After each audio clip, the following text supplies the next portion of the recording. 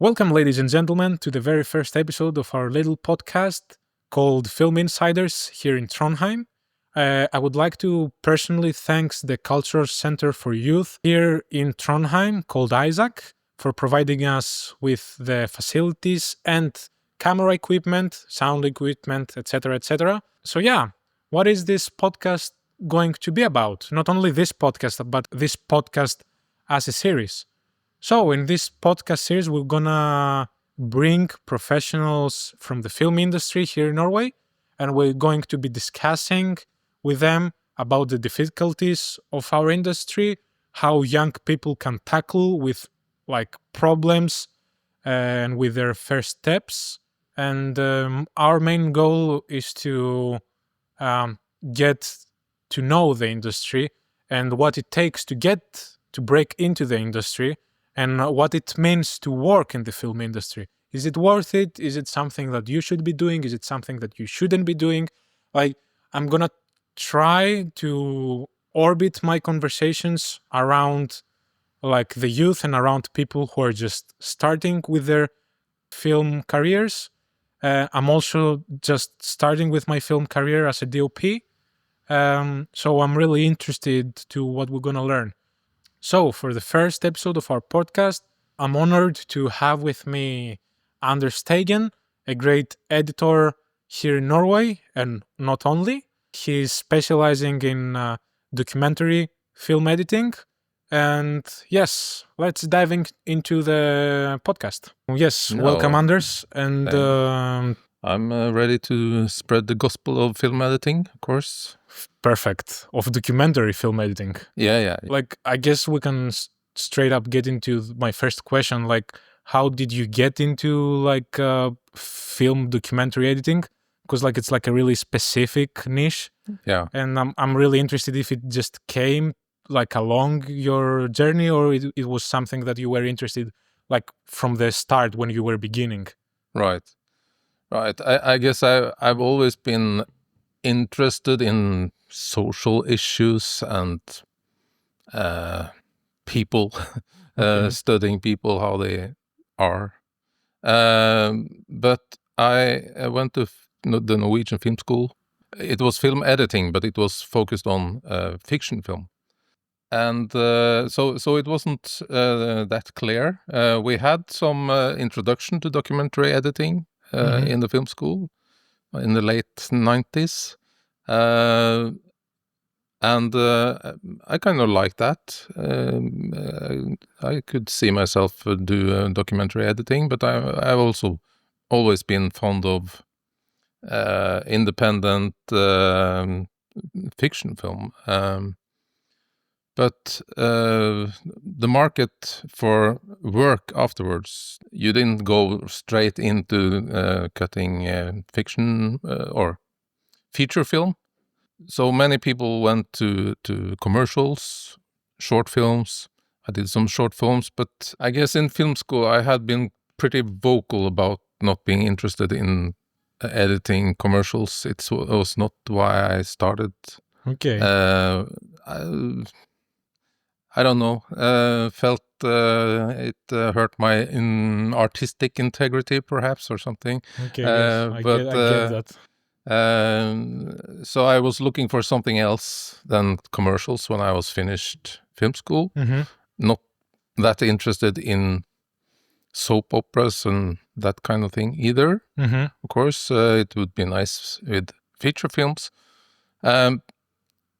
I had a couple of feature films pretty early, but then I met these people at Motlys. I was involved in a documentary there, and I really liked it there. It was good people, and it was they wanted something with the films. Okay. And one thing led to another, and I met other people. Paradox was another company back then in 2001. 2002 that had some documentary going on, and I liked it. I got involved in the script writing in a way. the creation of the movie,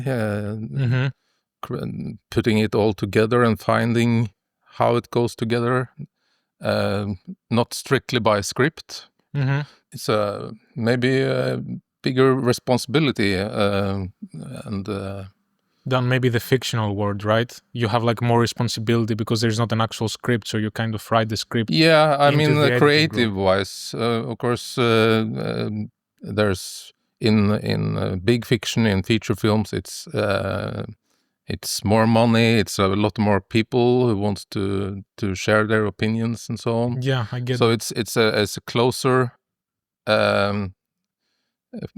group of people making the film, but also maybe with less of the hype. It's and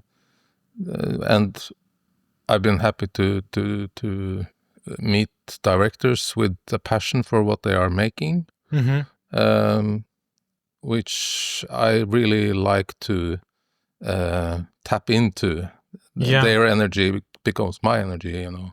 Yeah, I get it. Yeah. And like if you could name like one thing that it really caught like your attention when it comes to, for example, documentaries, because like I guess you did you have like the choice to choose between like documentaries and fiction, or it just happened? Well, I did both, but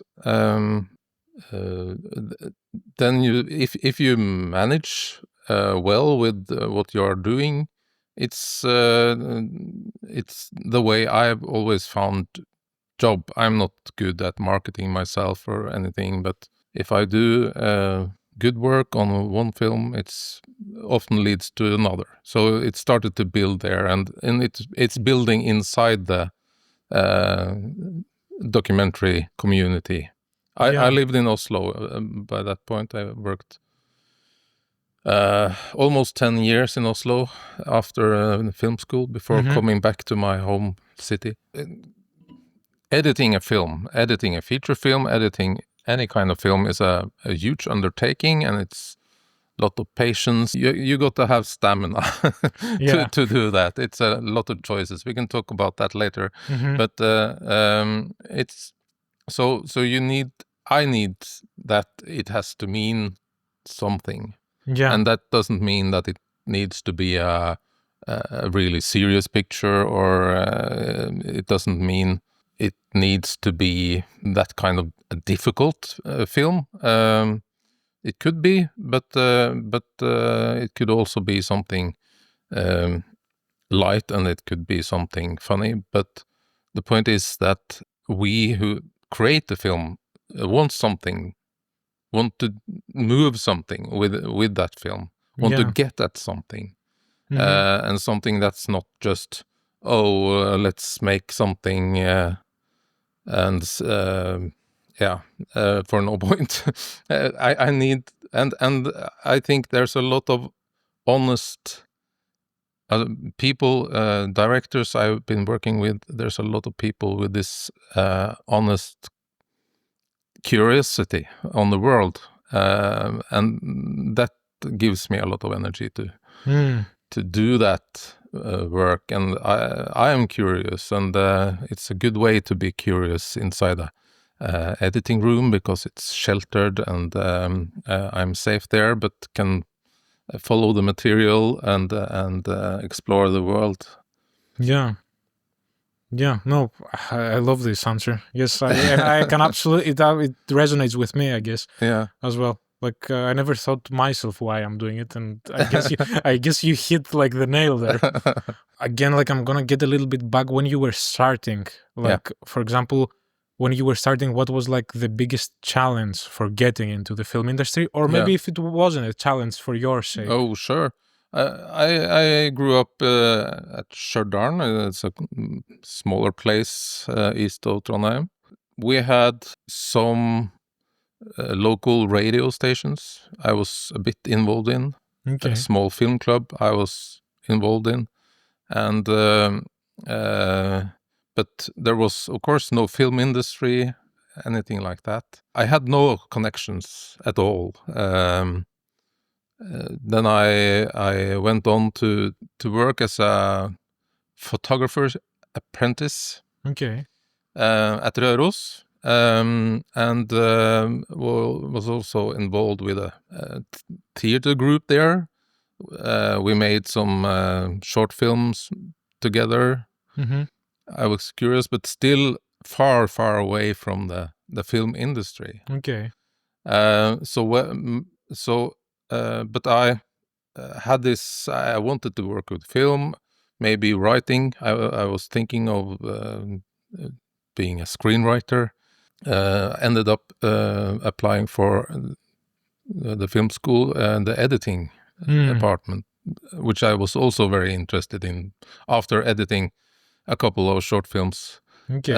amateur films, I knew a bit about what it was about, but I had very little experience. Mm-hmm. And it was applying, and there was an interview, and I was very happy to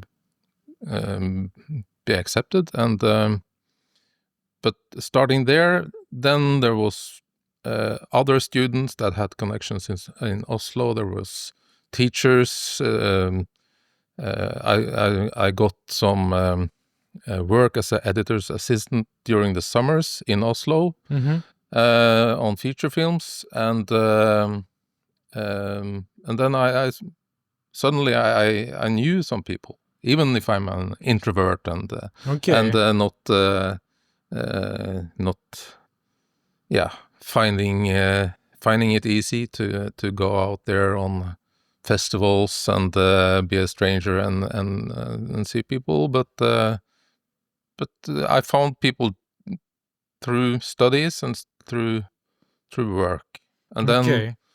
you get to know someone, and they know someone, and you get into a community, and Yeah. that was my way in. Okay. So, like, I had a question that is actually pretty relevant to what you just said. Yeah. Like, I wanted to ask you, what is your opinion about people getting into university? If there is any point for people to study film, like, and what are like the pros and maybe the cons? And if like young people who see that, like, if there is any point for them to jump into like a bachelor's in actual university, or maybe it's like more, maybe it's smarter just to jump into the film industry directly, because I know that there are like two like paths to that, right? So for me, it worked very well with that, and it was. I will be honest. The film school, when I went there, I started in '97. It was the first year of the Norwegian film school, and they didn't really know how to run a film school. I mean, it makes sense if it was the first year. but there was a lot of good people and goodwill, and some failings and some success, and we had a lot of editors that wasn't no teachers, or they didn't have any kind of background in teaching, but they were editors, and we could experience by their reactions to things how they wanted to do things, and different editors do things differently. So we had I thought it was very interesting to see how very different editors worked very differently, and take what resonated for me. Because these 3 years, it was a very practical film school, I think, compared to a lot what the universities can offer. We had some lectures and so on, but that was more for inspiration. We sat most of the time doing projects. And as it worked, and I still think it works more or less like this at the film school, is there are teams put together from one director, one photographer, one editor from the different study studies, and we made small projects, and that's what you learn. Yeah, so the practical side, I guess it was one thing that you Yeah, and it we really didn't helped you. need to. We had this space 3 years to Yeah. figure all that out and learn how to not just do it yourself, but to learn how to work together with people and not always agreeing with people and all that, which you will meet later in the business when you start working. Well, this was very much how the film school worked for when I went there. Yeah, maybe almost 30 years since I started. Yeah. And that was talking, right? We tried our stuff. We watched films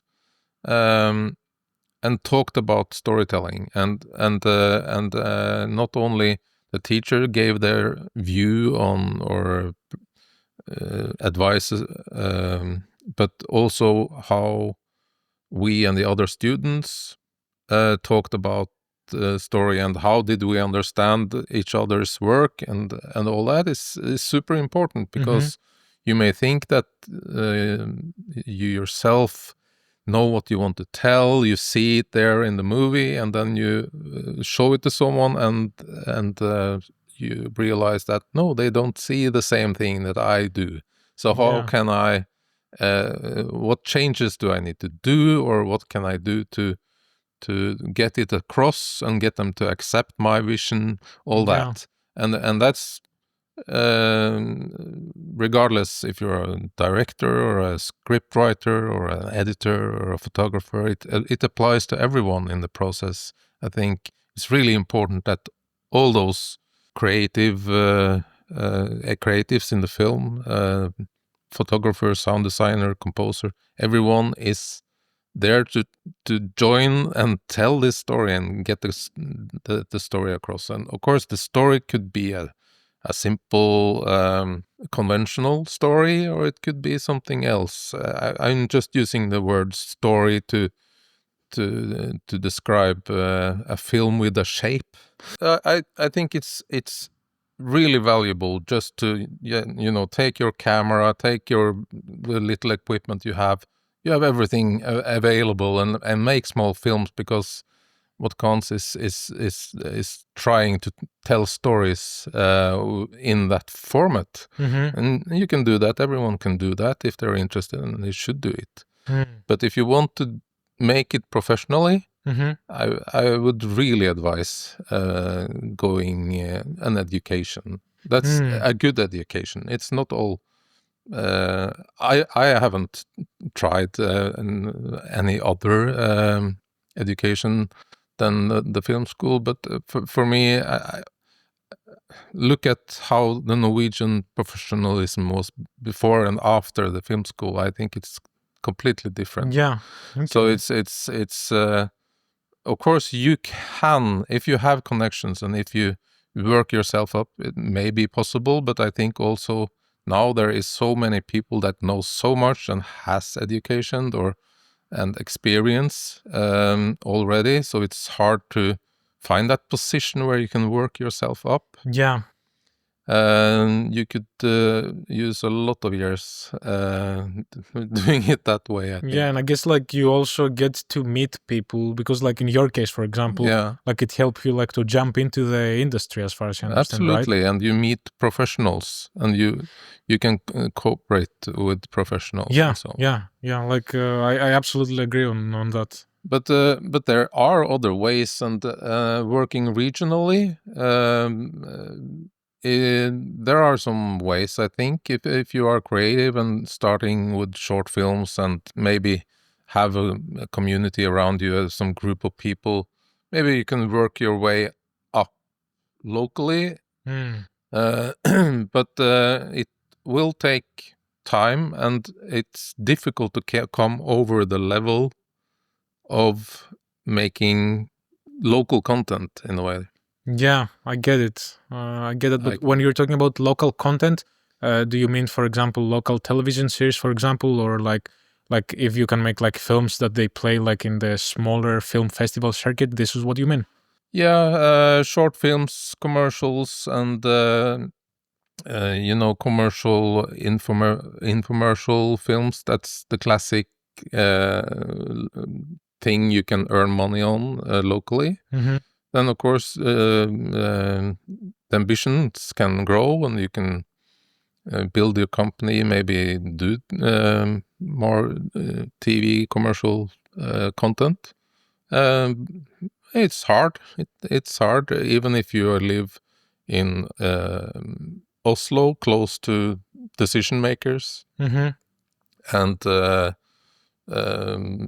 like there also is not that big freelance space here. Mm-hmm. So if you want a big production, you need people for that. Maybe not enough people here locally, but that's my temperament also. I found my way through school, Yeah. and even if exactly what we learned at school wasn't that important, but those years meant a lot Mm. with the Yeah. relations. Yeah, I get it. I guess for me it was kind of the same because I just finished with my studies Right. like this year, and I guess it wasn't about the teaching stuff because like now with YouTube and also with AI, like you can Yeah. straight up like learn everything like Yeah. Well, in like 5 months you can learn everything like you want about, for example, cinematography or editing. Like yeah, in the the technical stuff. the technical stuff sure. you can learn. So I guess like that's not the point when But it comes to film school, that's not the right? difficult part. Yeah, The difficult part is to tell stories exactly. and So have focus on that, and I believe maybe some schools, maybe because you have a lot of schools, private everywhere, that offers some kind of learning. mm-hmm. But it may be theoretical and maybe technical. But do they teach you to tell a story? You have to.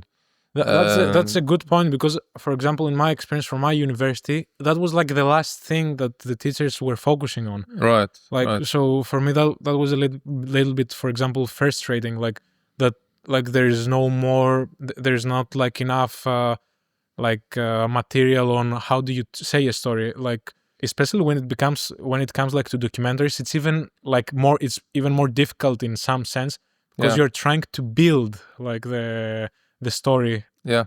Like you're trying to get like a shapeless like ton of footage, and then editing a documentary is nothing like just cutting out the boring parts. It's you have to structure it, even if it's a documentary. Yeah.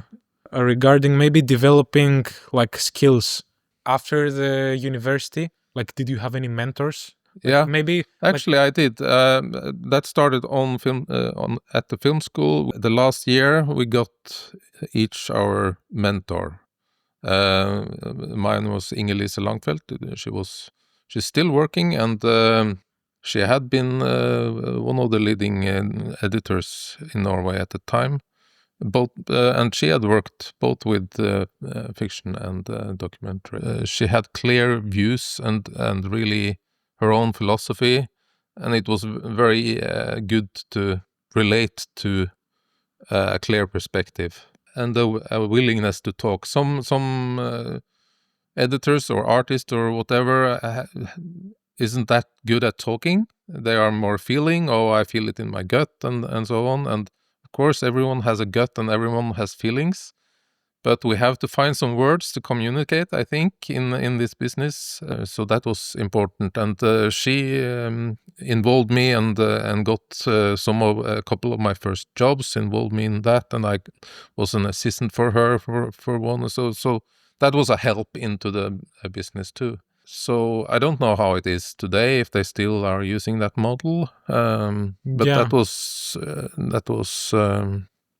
useful for me. Yeah, maybe now I'm kind of interested to ask you, like, do you remember one thing that it was like really helpful that you learned from your mentor? Like But one or maybe a few things if you can name more. You can name more, but like if you can pinpoint some things that you still remember, you're like, okay, I wouldn't even come across this thought about my work process or about telling a story. Shit. Like that's a difficult one. It's so many years ago, but let me think. One of I learned to work with a wall script by one of my teachers. I have done that consistently throughout the whole of my career. I have, of course, the film on my computer and all the material. I always use a wall script to help get the overview of the film and what I'm working on. There's all these things that's difficult to define about character development, about how to edit dialogue. I learned a lot of my teachers back then about being effective, about not being too hang up in continuity, cutting for the energy. Some some editors would say, you have to cut the last place you should cut is in the last word of a sentence. It's bullshit, I think. Some editors would say you must always cut in between words. Always, also bullshit. It's but I believe in making rules for yourself. You are there to define the rules for the film in a way, and that all applies to a lot of things, all the way down to the rhythm, the dialogue editing, all the way to how the story is, it the chronology. There's a lot of parts there. I remember also I've been to some courses and so on later. Was this Danish editor, Molly Stensgaard. It was really nice to hear someone talk about authenticity. And that's been something that I've been coming back to a lot. We are always chasing the authentic moments. And finding those moments is so important. And it's rather than like starting out there sometimes with all the material and cutting down and cutting down and cutting down, it's better to identify, or it's very good tactics very often to find the authentic moment or some relation or situation that's really present and good. You can recognize that quality, and then you have this and you have that other moment, and then you can work on how to get from one moment to the other instead of going the other way around. So that was useful. It's very useful sometimes when people kind of find a way to express something. And that about authenticity is, I think it's what we do. If it's fiction or if it's non-fiction documentary, it's all about trying to find something that feels real, that's authentic, that's true. I get it, and correct me if I'm wrong. So as far as I understand, like, so people understand as well if they're not into documentaries, like when you go like into the editing room, like most of the times I guess like they finished with a greater amount of shooting, and then maybe you had like a logger that logged everything for you, or maybe you do the logging, and then when it comes to start with the footage, what you do, as far as I understand, is you try to find for the authentic scenes, and then you I guess you're trying to orbit like your scenes like around like this really authentic scene. So you find like this really important footage, and then you try to expand from there. Yeah. right? Yeah, it's in the small and in the large. If you see the film as a whole, the whole structure, the whole story, I try to identify which situations are the most important, or which are the most authentic or good. What is the goal? And the director comes in here, very useful, to give direction, right? So in the documentary, especially in fiction, you have a script, and even if it's a large number of hours with material and takes, it's kind of expressed in the script what's more important, and so on. But of course, the director's opinion will be very important there as well. But what I'm getting at is that in documentary, they come with 20 terabytes of footage. And of course, they have had a plan filming it and so on, but they have a lot that wasn't planned, and there was a lot of planned stuff that didn't get there.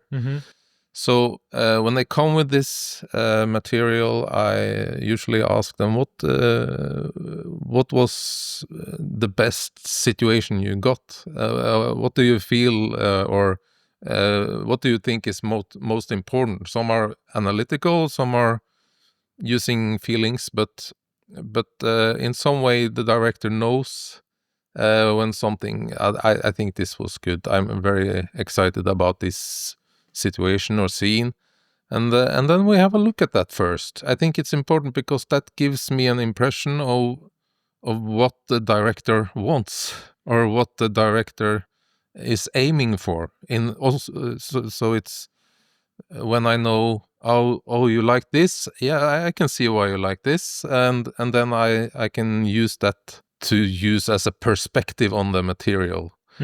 But at the same time, it's important to say that I need to use my own reactions to the material. I don't want to have a side comment by the director all the time. They can say that I find this scene interesting. Okay, let me see all the material for this scene. And when we see that, and we listen, right, and we feel how it feels, and how it moves, and the rhythm of it, and what it contains, almost how it smells, so you try to get into that and use all the senses. And the first time you see that material is important, because when you've seen it the 10th time and the 15th time, you have to remember somewhere back how you reacted to it the first time, so you don't cut out things that may seem less important later. But if you remember, my hair raised when I saw that the first time, we have to keep that. Probably something there. And does it help, for example, because I guess like it's too much material, like do you work, for example, with like transcripts, or do you work by keeping notes somehow, like in the film editing room? Like how do you keep on track of all those important bits, and of, I guess, all of the reactions you had while watching them? Like, what is your way of doing it? I guess there are like many people saying that there is like one correct way, because I knew I suppose it's also different tools for different, like in a interview or dialogue, you where there's a heavy whereas the dialogue is, there's a lot of dialogue, or there's a lot of monologue in an interview. You need that transcript, because you will use ages going through 1 hour with an interview if you don't have the support of a transcript. And you need a transcript, not only like keywords, because you want to see if this sentence could go with this sentence and so on, because it's so much faster to get text down in text form. But that's less of a problem now.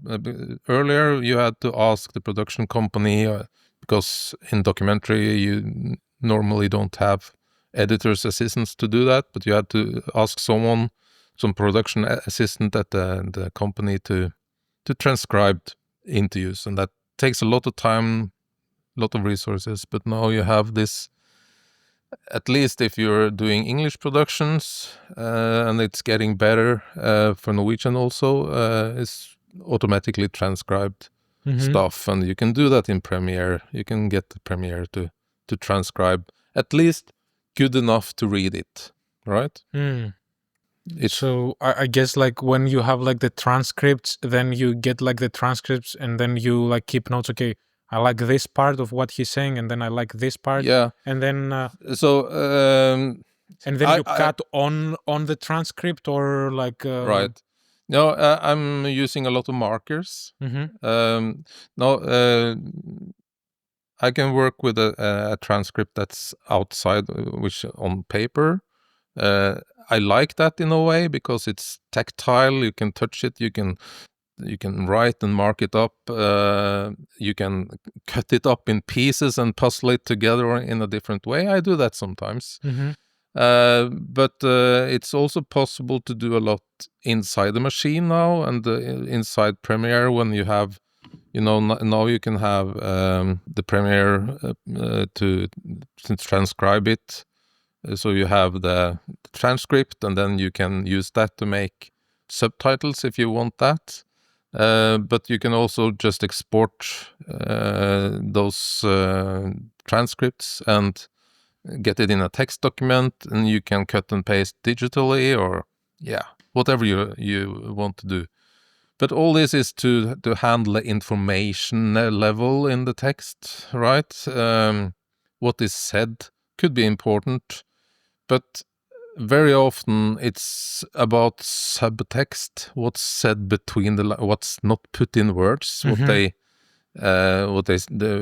they say in expression, what they don't say could be important. What is actually outside of the transcript. Yeah, and that's always outside of the transcript, and you have to see it and identify it. And I use markers often, putting markers in the timeline. I organize my material, making an assembly for every day, for example. So you're actually the one who is logging? The director will have done some logging, usually. And the directors are different. They want it differently. I also want it like I want it. So I have to do that myself. And to get a good overview over my possibilities, and always have the possibility to find material that's related to some situation. I want everything from the same situation to be accessible. When I'm viewing, I'm making assemblies. That means that I put all the material from one day together in a timeline. Nothing should be cut out, because I've experienced a lot of times that you need that part before you start shooting for real. Yeah. Just for a reaction, or for some movement or situation, that's for some geography, moving across a room that's filmed but wasn't planned to use, that could be useful. So that's there. It's not like I see every second or every minute of everything, but I want it to be there. Maybe I do a rough selection of that, selecting the parts that seems worth the bother to watch more closely. I guess you create like a new timeline for that, right? So you don't mess with your first timeline. I never mess with my assembly. Yeah, it's always there. Yeah, you have like the first day, like everything. Yeah. And then like you cut a little bit to a new timeline, so you know what is like the best. I pick out some selects. If it's a lot of material for one day, too much to go through, and no meaning in prioritizing that, I make rough selections like that, and then I go down and mark up that selection. This is good. This is good. I like this, and so on. It's the part of the work that's less analytical. Yeah. It's just taking it in. Where's the golden nuggets? For me, what it helps me a lot with one of the documentary I did, it was like trying to have like different timelines with different topics. I don't know if you do that. Right. Yeah. That's absolutely a solution. I do it, for example. One of the important things we are working with is character, right? The people. Yeah. And through the film, through the documentary, or through the fiction film, whatever you want to, it's our responsibility as editor to represent that person, to pick situations and everything that represents that person, so the audience will get to know this person. And that's called character development, how you present the character and how it develops through the story, right? So do you actually build that on your own, or do you first see what it actually happened like in real life and you try to bring that into real life? Or we're working with the documentaries, so at an early stage, like working with the director would have told me or showed me the script or whatever, that this person is important. I think this person is important, maybe the most important in the film. Okay, and I can ask what are the central scenes in this person's life, and then we have a look at those situations, and that could be some important dialogue with someone. It could be an important moment, an important reaction, or important action, a lot of things, but relating to the character. How is this character reacting to that, and so on. And then I have those glasses on to see how does this character, and it could be moving, like it could be expressing a lot with her back, or the character could be it could be important how he or she dresses, or what they say, everything. And there's a lot of stuff that goes together to give us an impression of who someone is. And then I often, back to your question, then I often have a timeline with the character situations connected to this character, a storyline for that character. Especially important if you have the kind of film where you follow several characters and you don't know from the beginning how we are going to intertwine all those characters in the final film, but we need to chart out, make a map of each character in turn, so that we can see that we have the scenes we need to explain who this is and what is important and what the important decisions are and so on. But also to see that we are not repeating ourselves, because I am a great believer in slow storytelling. It could be slow, but you should never repeat yourself, because that's boring, I think, when I'm seeing stuff. Take your time, as long as it's interesting and it's fresh and it's the first time you experience this. But repeating yourself, you get really bored of that. And that's important to, if you have scenes that are similar, when you have this timeline with only the character development, you can identify these two scenes are very similar. Then you have to choose which is best, which does it the best, and then we just throw out the other one. I get that. Like identify what is the reason we put this scene there, and then if it's there for the same reason, it says the same thing. Like don't say that same thing 2 times, Right. like with a different lighting or whatever. Yes, Yeah. I absolutely agree with that. I guess now you gave me like a pass to ask you about pacing, because you just said that you like a little bit slower paced. It could be. Yeah. But I would like to ask you, how do you pace your movies? Like, do you, because I know, for example, a lot of like editors, they like to have temp music or to work directly Yeah. with composers to create Yeah. like a pacing with actual music. Like for you, how do you Yeah. work Yeah. out the pacing? Yeah. First things first, I think there's films can be fast-paced and slow-paced. There's nothing wrong, right or wrong, Mm-hmm. and I like both. Now I'm in a chaotic, fast-paced film, and it's really fun to edit.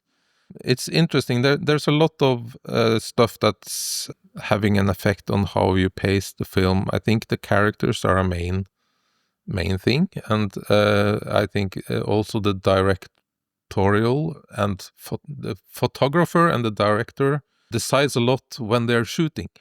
How is it shot? Moving camera, how often are they changing if it's, in documentary, it's often you follow what's Yeah. happening, and some photographers keep pointing at the main character. Could be really intense and really good. Others are really good at getting, oh, there's something happening there now, and no, it's something happening there. Yeah. But then you get shorter and faster. That means you need to pace it. Faster. Pace it faster also. Yeah, because the actual footage Yeah, the asks for it. footage asks for it. Yeah. And that's also, of course, the director has a lot to say about how things are shot, and the photographer has her own uh, pace or sense of the pace Mm-hmm. in the room where they are shooting. And I think I shouldn't work against that. I can help it one way or another. Of course, I cut out dialogue much more effective than they are in real life, because or else we would use a lot of time. Yeah. And but it's something when you cut away all the waiting words, all the breathing and repetitions when people talk. I still try to pace it to what I sense is their natural talking rhythm, because you will soon feel that this is cut, this is edited, if the tempo works against that. But you can cut away a lot of empty words. You can cut away like people are talking. People are seldom talking straight. They are stopping a sentence, talking about something else, coming back to the first sentence. You can clean up a lot of that stuff. Yeah. But as long as you keep the true pace, the rhythm of the one who's talking. And I think that goes for movement and that kind of stuff also. Mm-hmm. So I guess it's also about like trying to like read the room almost, right? Yeah. What is happening? For example, if there is like a pause in the room there, Yeah. because like something just just happened, like there was like a big fight, and then Yeah. there's silence. Yeah. Like it's like pretty electrical environment. Yeah. Like you need to read that, and then you, in your own way, you need to incorporate that. That's also important to not cut away everything, because one thing is cutting for action and efficiency, but you also have to cut for suspense. And suspense, it's suspending the moment, not too far, because then it's not authentic or it doesn't feel right. Yeah. But just right. But you talked about music, and I think it's a very interesting question, because everything changed when you put music on it. For good or for bad. It goes both ways. And I've cut films that we wait really long with putting in music, but I think mostly there are a lot of music in the films. It's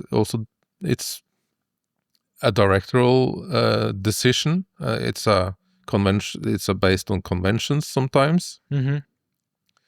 And then I think it's important to get temp music into the edit when you're putting scenes together, situations together. When you're starting to build that, I think it's good if you have temp score that's relevant. Ideally, you work with a composer, but a lot of people can't do that, of course. I think for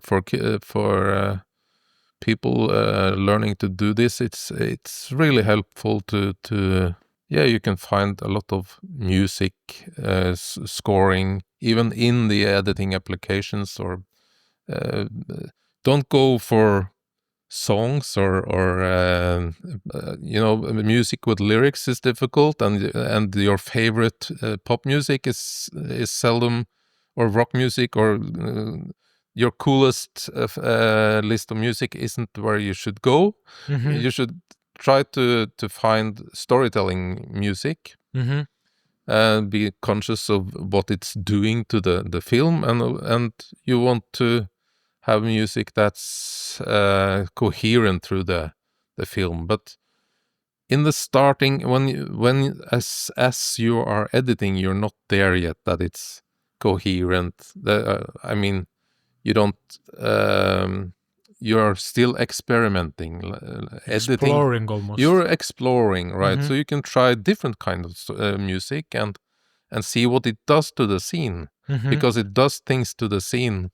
And often it compresses things so that things needs to be a lot longer than you think it would be without the music. Yeah. So if you, like they did in Hollywood in the early days in the 50s, they had this moviolas to put the film together, and they knew that, okay, 16 feet of film, that means so and so many beats of music. Okay. So they ordered that amount of music for. They didn't, but we have the luxury of trying out and see what it does.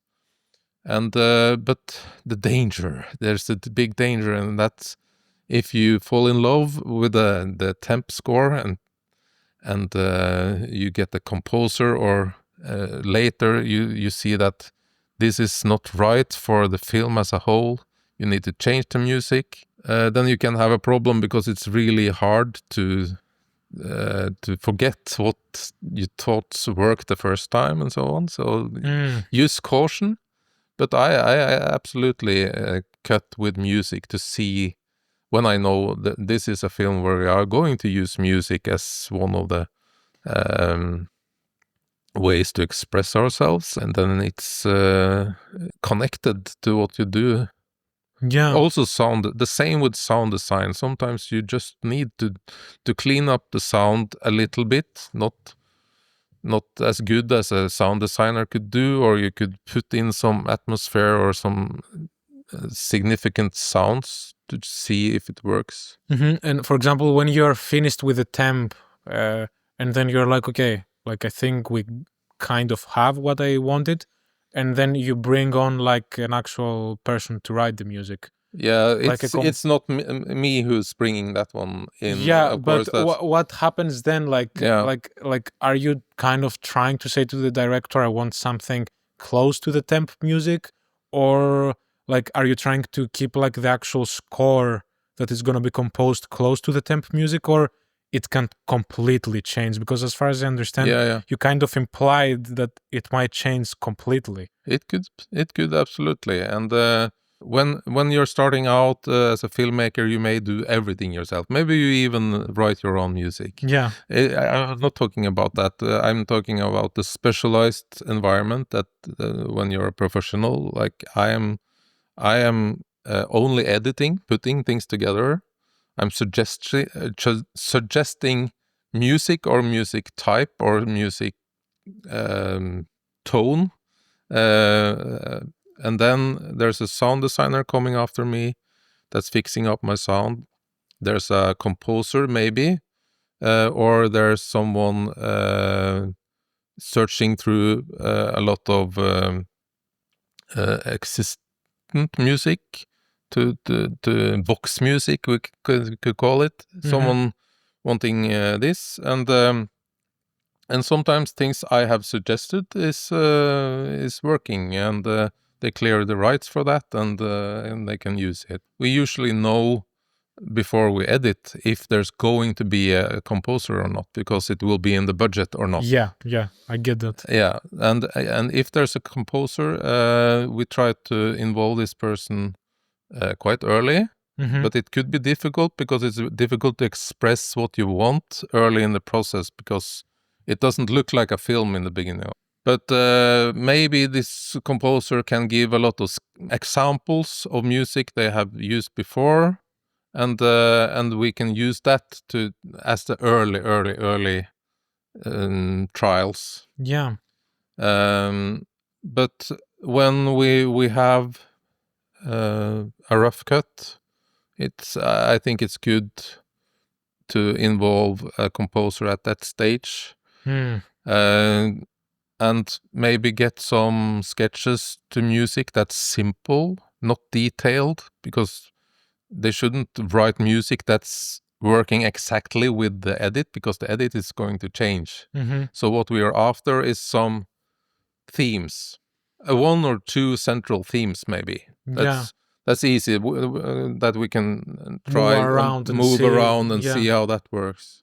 Okay, so even for the music, like there's draft sheets, and like in the beginning, it needs to be like a bulk shape. For the music, it cannot be like an actual thing. No. Okay, you know, because later you want music that has more development, maybe that's following the scenes and what's happening in a more dramatic way.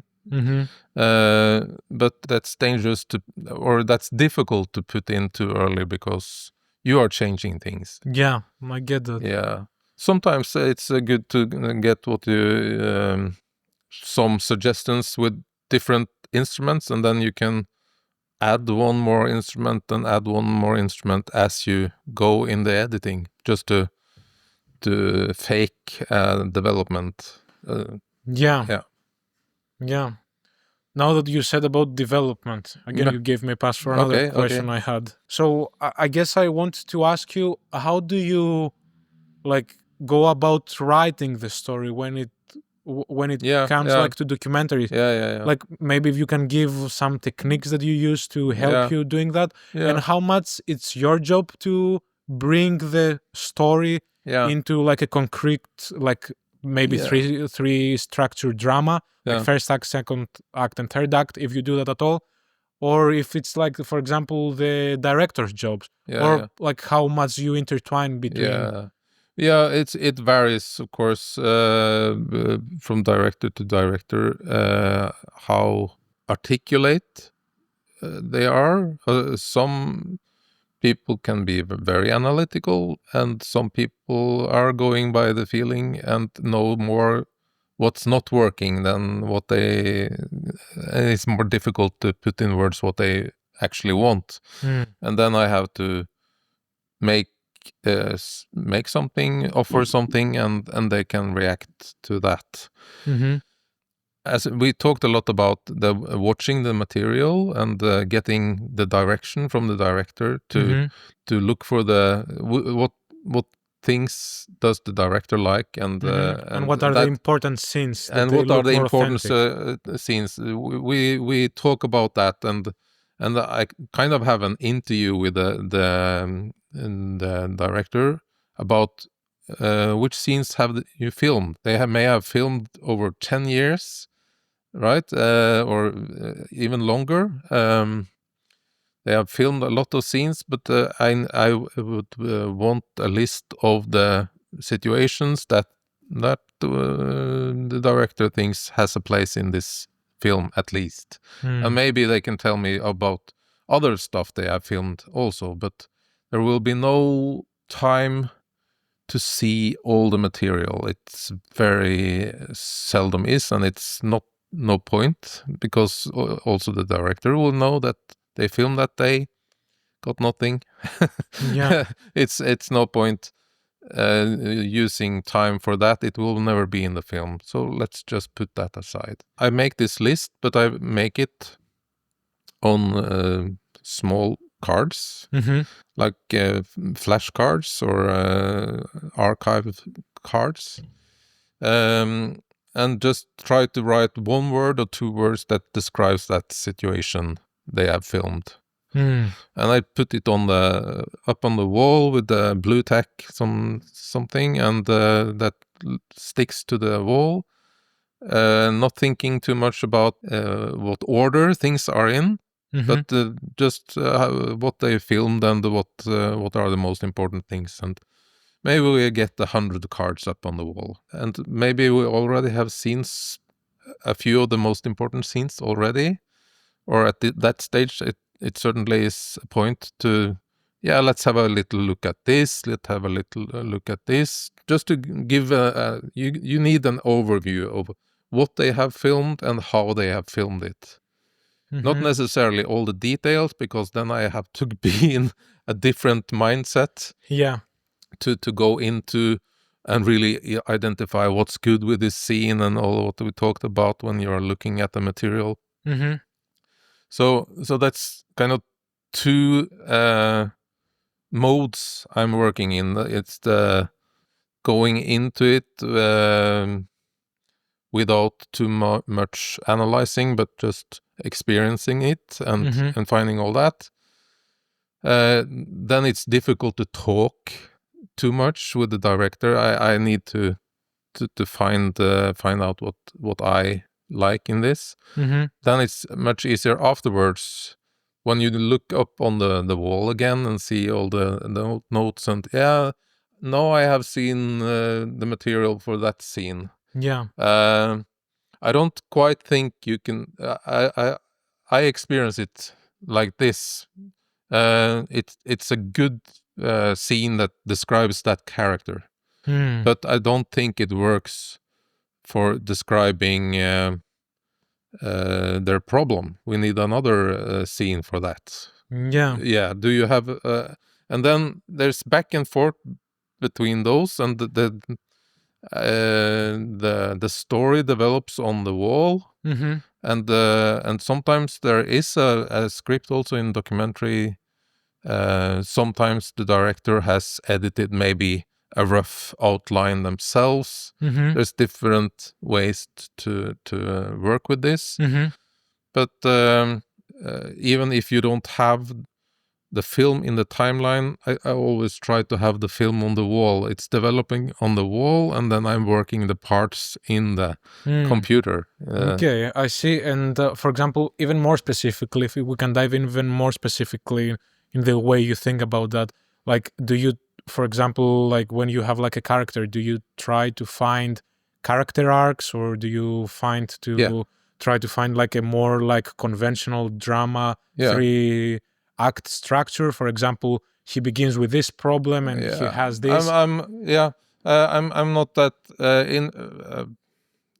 Depends on the story or what. The films are different, but very often we know from the plan, from what the director has wanted to film, and approximately what kind of film we are making, right? So that's there. I think it's really important to see how we develop our characters. That's one of the main things. What are good scenes that describes this person so that it feels like a authentic, good, real person? That's the first thing. The second thing is to look for situations that are important or feel really authentic, or contributes with some important stuff for the story. Those some will call it turning points, but it doesn't necessarily need to be really turning points, but it could very well observed moments or situations. Yeah, all It of a could be a sudden. very important dialogue, two people talking together for the first time. All those central situations that you know that this film will be built on these situations. I'm not talking about transport situations, or I'm not talking about scenes that are there more or less for the geography or the other kind of pausing and moments and so on. But I'm trying, what is part of the story here?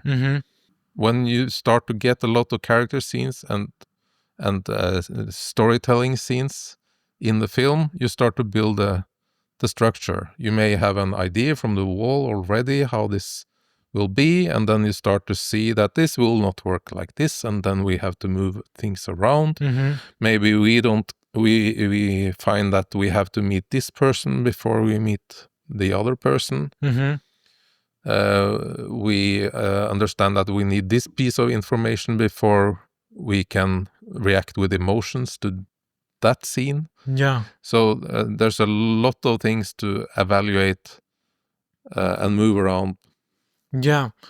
I absolutely agree with that, and I think that's the difficult part as well. How do you end up like putting it like into an order that makes sense, and also like there's like a rhythm like of the scenes that it's getting somewhere. But like I guess I have a question for you from my personal experience, because like last year I directed and filmed my first feature doc. Yeah. And like the way, because we still didn't get funding, I was like, okay, I might try to see the footage and try to write like a script. I was like, I tried that, it didn't work for me. So I was like, okay, I'm gonna try to cut it for myself before we even have like an actual editor on board. And while I was cutting the documentary, I was starting feeling like this intense fear that I oversimplify like my character just for the sake of like crafting an actual drama piece. And my question, I guess, for you is, how do you balance actually like portraying like the person as he is in real life, but simultaneously like having like an actual drama piece there, right? And for example, I would like to ask you straight up, like, how many times do you just cut parts of people's personality just to like make it more simple and make it fit like what you're going for with your actual like editing process, I guess, if that makes sense? Like, it's difficult to create an image, a moving image of a character. Let's say we are doing a feature documentary, 90 minutes, and this person is represented in maybe only 15 minutes during the film. You are of course not able to explain the whole life of this character in those 15 minutes. It's easy to try to tell too much, and then it's clothing the picture instead of being a good sketch. Like, you can see people good at drawing. They can sketch out a person in a few lines. It's of course a simplified version of this person, but the person can recognize himself. The audience can react and get something out of it if it's simple lines. But if you try to do too much, it's kind of hard to see what's there really.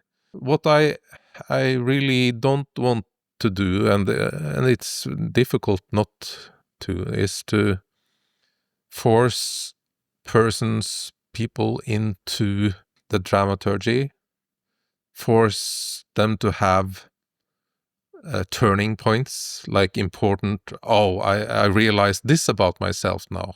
I'm a completely different person from now on, which many dramaturgy books will demand of you. You need to have this turning point for your main character, or else you don't have a movie. And I don't agree to that, because of course, some people have these points in their life sometimes, but more often not. They can be really interesting characters anyway. And the way I think, and especially in documentary film, you may wish they had a different way to develop. Maybe you wanted them to make the right choice for once, but they made the wrong choice. But there's other ways to keep an interest. If we're sticking to talking about the character, if a character is the same character when the film is over, it didn't really change anything. But it can change for us, because now we know it, right? During the film, and again, if you don't go in the trap of repeating yourself, but find new things to tell about this person, it doesn't need to be turning points. It's just deepening the knowledge, getting to know someone. It's like not giving all of the information up front. It's like you can't do that. You tell one thing at a time. So yes, so it's kind of almost there is turning points, but just because of the placement of the footage, right? Yeah, it's developing in us as the audience, but not actually the in real person life, in front of us is the same person as in the beginning of the film, but in the end of the film we know this person a bit more, and we maybe realize how this person's life is, and why it's hard.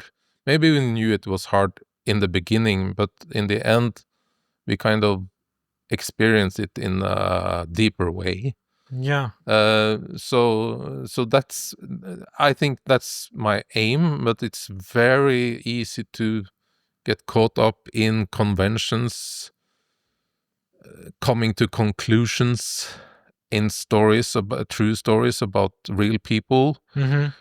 They don't usually end when the documentary ends. They continue, right? But we want an ending to our film. So and when we are creating endings, sometimes we force people into. So that's difficult. So I'm always nervous when we are showing the film to the people being in the film, if they recognize themselves. Have we expressed? Could they or do they feel that we have shown them as they have reached conclusions they didn't really have, or but that's also a convention that's difficult for the director, making interviews, because you can lead someone into the same problem, and it often feels forced. I think it's one of the big you see it all the time. I think it's very usual problem that because we are going to tell the story, we use people to talk about a bigger issue. Then it's especially tempting to make people, like, also you can control them in editing, and you can make them puppets. You can we have a lot of power in how we present them, and that could be less truthful. So when are we simplifying a character, and when are we pushing them into a story they don't belong in, or pressing them to a conclusion they are not doing themselves? There's some actually ethical decisions you have to do there. Okay, so I guess, like, when it comes to you, Anders, like, I guess you prefer to see what we actually have there, and what, like, the person actually was experiencing and try to keep it as close to what it was actually happening. Yeah, I certainly don't want to misuse people there, because we can do. But it's also a problem with documentary that they are real people, and sometimes we don't feel that we can tell the truth because that's too complex. And how do you do too that? complex, and too that wasn't too exposing for the character. That wasn't part of the idea. That we wasn't after exposing that character or because everyone has weaknesses and or parts of their personality they may not be conscious about, and it's a big thing getting that blown up on this big screen. So sometimes I feel, I wish this would be a fiction film, because it would be really interesting if we could just dive into this character, but then you cannot this do character that. is exposed. But, you can answer to that if you want, or maybe not, because it's a little bit strange question. Okay. About the Golden Dawn girls. Yeah, right. Because this documentary, for example, you're talking about straight up neo-Nazis, for example, which I guess most of the team wasn't fan of their political beliefs. Right. There's a lot of things in the world that I disagree with a lot, but I think it's for me it's really important to get behind that polarized picture, because everyone is people, and I want to understand why people has ended up where they are.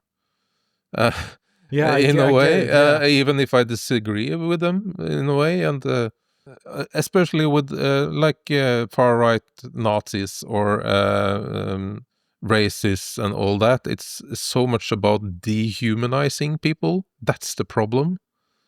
But it's also very easy. It's too easy to dehumanize them. The other way around, as a reaction, as a gut reaction, you want to dehumanize them. And I think we have to recognize that we all are capable of evil. That's a cliche, but I think we have to recognize that, and that's the only way we can consciously decide that I'm not going to do that. It's the kind of film, sometimes you have a film where the main characters are not characters we want to identify with. The conventional way is always the main character is our character. We sympathize. We follow their thoughts.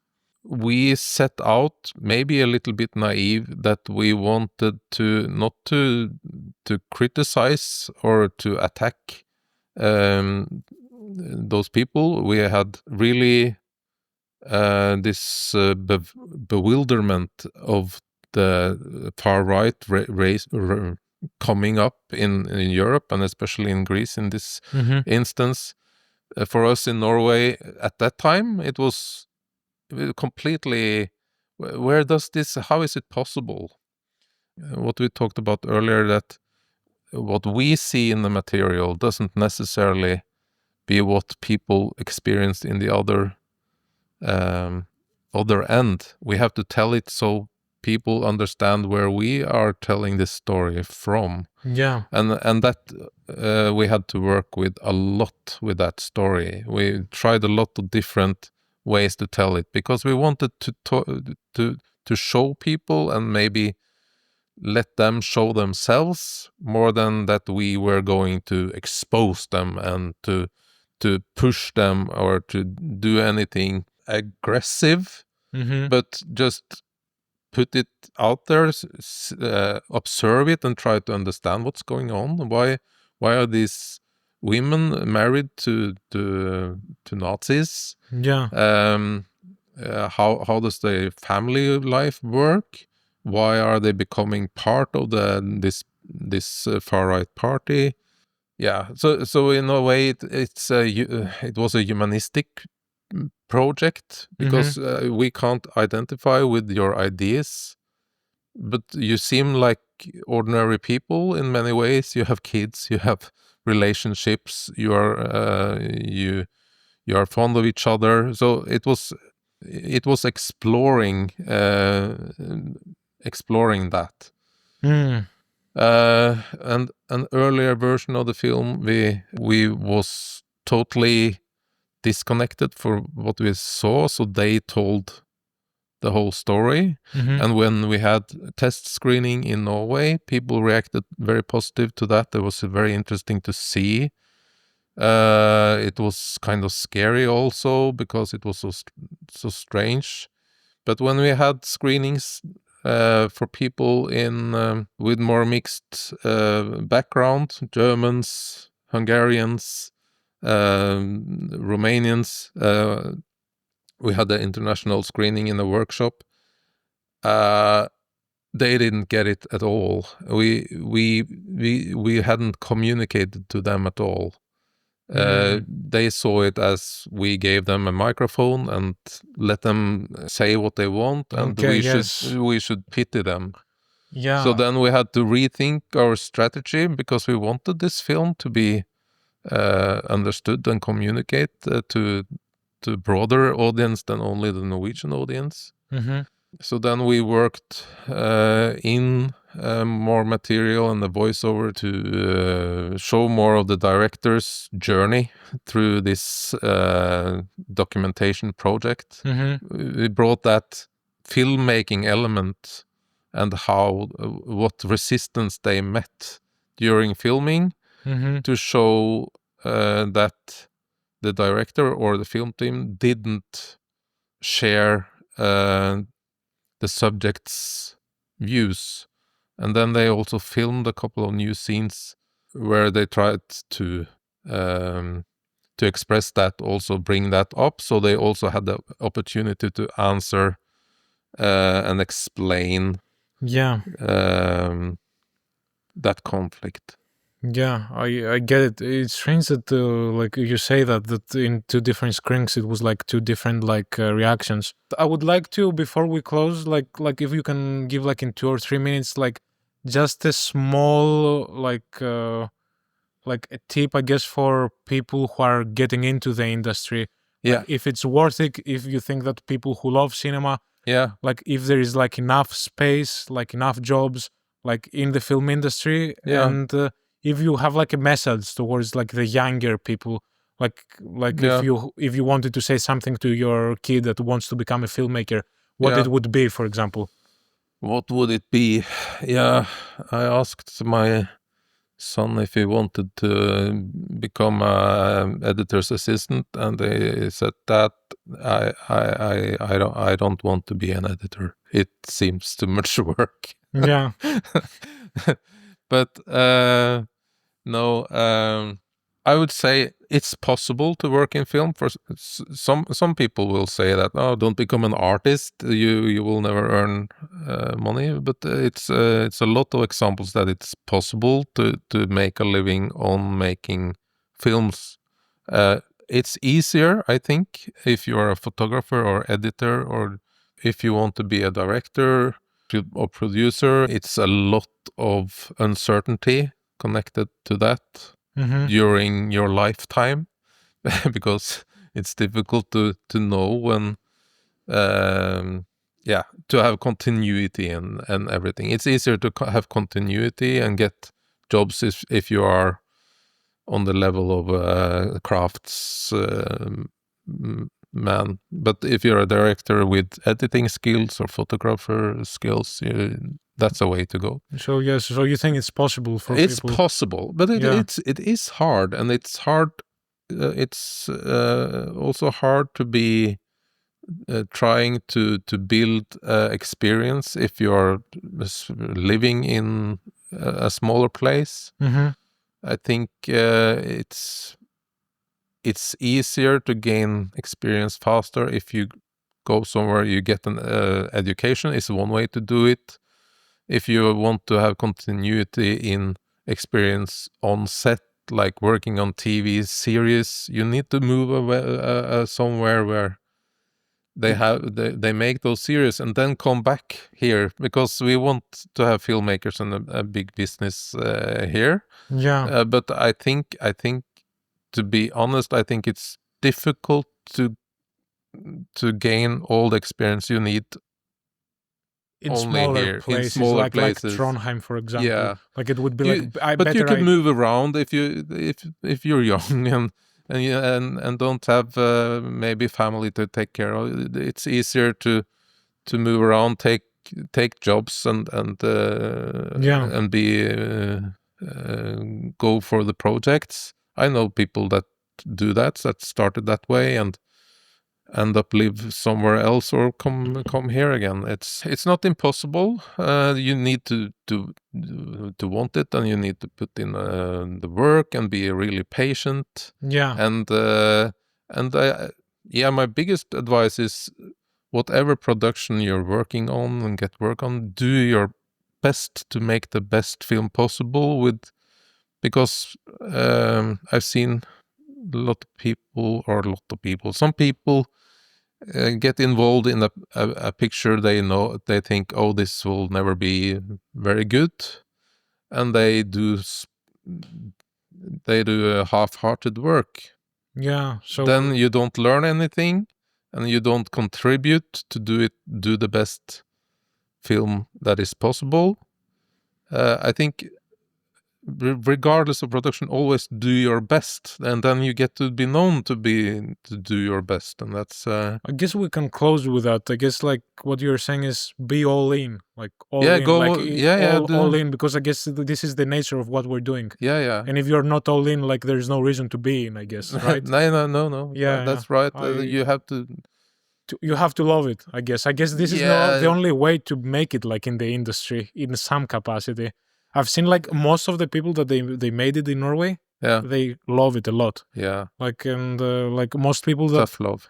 it's like a real difficult thing. Anyway, so that's it. Thank you so Yeah. much for joining us today. My pleasure. And yes, I hope like it's gonna end up like good in the editing. Thank you for joining us today, guys, and see you soon.